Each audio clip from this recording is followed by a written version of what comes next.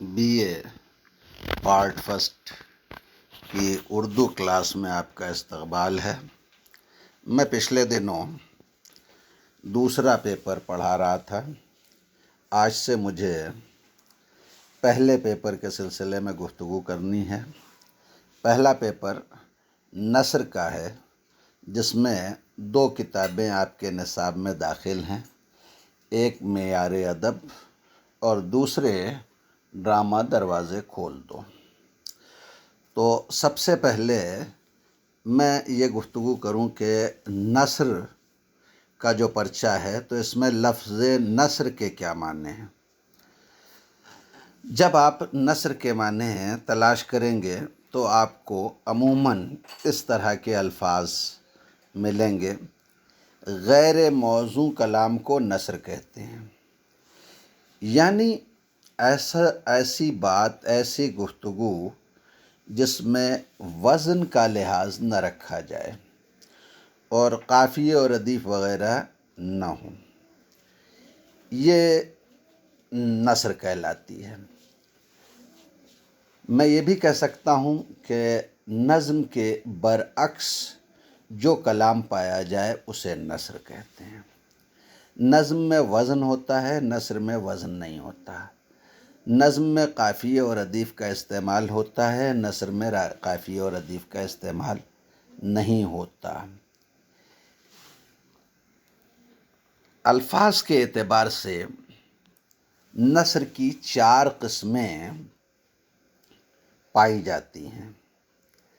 سب سے پہلی قسم عاری، دوسری مرجز، تیسری مسجع اور چوتھی قسم کو مقفع کہتے ہیں۔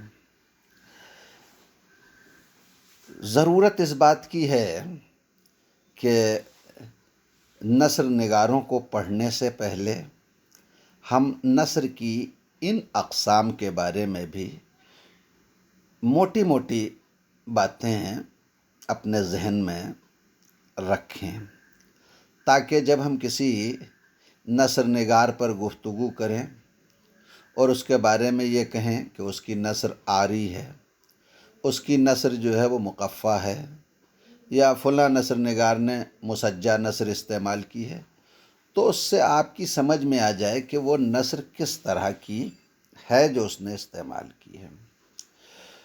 عاری اس نثر کو کہتے ہیں جس میں نثر لکھنے والے نے وزن و قافیے کا خیال نہ رکھا ہو، رعایات اور مناسبات کی قید سے جو نثر آزاد ہو، اسی کا نام نثر عاری ہے۔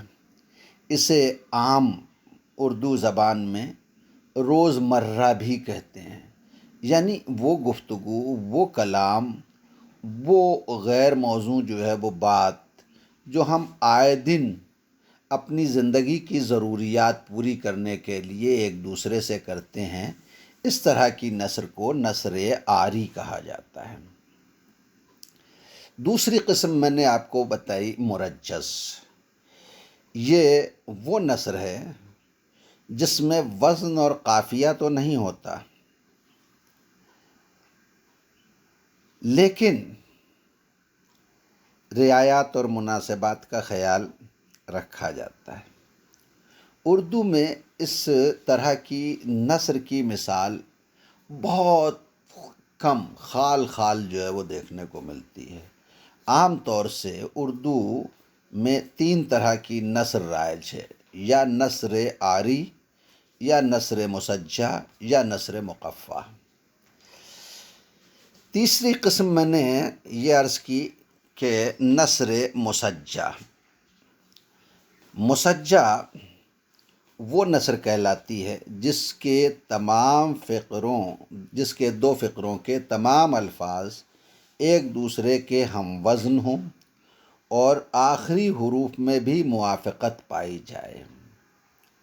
یعنی اگر آپ نے 2 جملے بولے تو پہلے جملے میں جتنے لفظ استعمال کیے، ان الفاظ کے وزن کے حساب سے ہی دوسرے جملے میں اسی وزن کے پیرلل اتنے ہی الفاظ استعمال ہوں۔ یعنی اگر پہلے مصرعے میں آپ نے سے حرفی 3 لفظ بولے ہیں تو دوسرے مصرعے میں بھی سے حرفی ہی 3 لفظ آپ استعمال کریں۔ مثلا میں آپ کو جو ہے وہ اس کی ایک مثال سناتا ہوں۔ پمبا دہاں، ہیچ مداں۔ اب پمبا دہاں میں جتنے لفظ ہیں اسی طریقے سے جو ہے وہ ہیچ مداں میں لفظ ہیں، تو اس طرح کی نثر جو ہے وہ مسجع کہلاتی ہے۔ یا غالب کے ہاں جیسے آپ کو جو ہے وہ مل جائے گا، آؤ، بیٹھو، یہ رامپور ہے، دارالسرور ہے۔ یہ اس طرح کی نثر جو ہے اسے جو ہے وہ وزن اور تمام الفاظ ایک دوسرے کے ہم وزن ہوں، دونوں فقروں میں جو ہے وہ جتنے بھی لفظ استعمال ہوں ان لفظوں کا وزن جو ہے وہ برابر ہوں، اور سینٹنس کا آخری حرف جو ہو وہ پہلے جملے کے بالکل جو ہے وہ موافق استعمال ہو۔ اس طرح کی نثر مسجع کہلاتی ہے۔ عہد قدیم میں اس طرح کی نثر جو ہے وہ لکھی جاتی تھی۔ آپ کو فسانہ عجائب میں جو ہے وہ اس طرح کی نثر مقفع اور مسجع نثر جو ہے وہ دیکھنے کو مل جائے گی۔ مقفع وہ نثر کہلاتی ہے جس میں وزن تو نہ ہو لیکن قافیے ضرور پائے جائیں، یعنی جملے برابر نہ ہوں لیکن جملے جو ہے وہ ختم ہو رہے ہوں ایک جیسی آواز والے الفاظ پر۔ مثلا اگر پہلے مصرعے میں جو ہے وہ شرر آیا ہے تو پہلے جو ہے اس جملے میں شرر آیا ہے تو دوسرے جملے میں گزر آ جائے، تیسرے جملے میں نظر آ جائے، چوتھے جملے میں جو ہے وہ بصر آ جائے۔ تو یہ جملے کے آخر میں جو ہے وہ اگر اس طرح کے الفاظ کا التزام کیا جاتا ہے تو یہ نثر جو ہے وہ مقفع کہلاتی ہے۔ یہ الفاظ کے اعتبار سے میں نے نثر کی 4 قسمیں آپ کے سامنے رکھی، اور اب میں نثر کی معنی کے اعتبار سے جو ہے وہ جو اقسام اردو میں رائج ہیں ان کے بارے میں بھی آپ سے کچھ گفتگو کرنا چاہتا ہوں۔ معنی کے اعتبار سے بھی جو ہے وہ 4 ہی قسمیں اردو نثر میں پائی جاتی ہیں۔ پہلی قسم کو دقیق و رنگین کہتے ہیں، دوسری قسم دقیق و سادہ کہلاتی ہے، تیسری قسم سلیس و رنگین کہلاتی ہے، اور چوتھی قسم سلیس و سادہ کہلاتی ہے۔ الفاظ کے اعتبار سے 4 قسمیں میں نے بیان کی، آری، مرجز، مقفع، مسجع۔ معنی کے اعتبار سے 4 قسمیں میں نے جو ہے وہ بیان کی، دقیق و رنگین، دقیق و سادہ، سلیس و رنگین، سلیس و سادہ۔ اب ظاہر سی بات ہے کہ میں اگر یہ کہوں کہ فلاں کی نثر، فلاں نثر نگار کی نثر دقیق و رنگین ہے تو آپ کو یہ اندازہ ہو جانا چاہیے کہ اس کی نثر کس طرح کی ہے۔ تو یہ اندازہ اسی وقت ہوگا جب آپ ان کی تعریفوں سے بھی واقف ہوں۔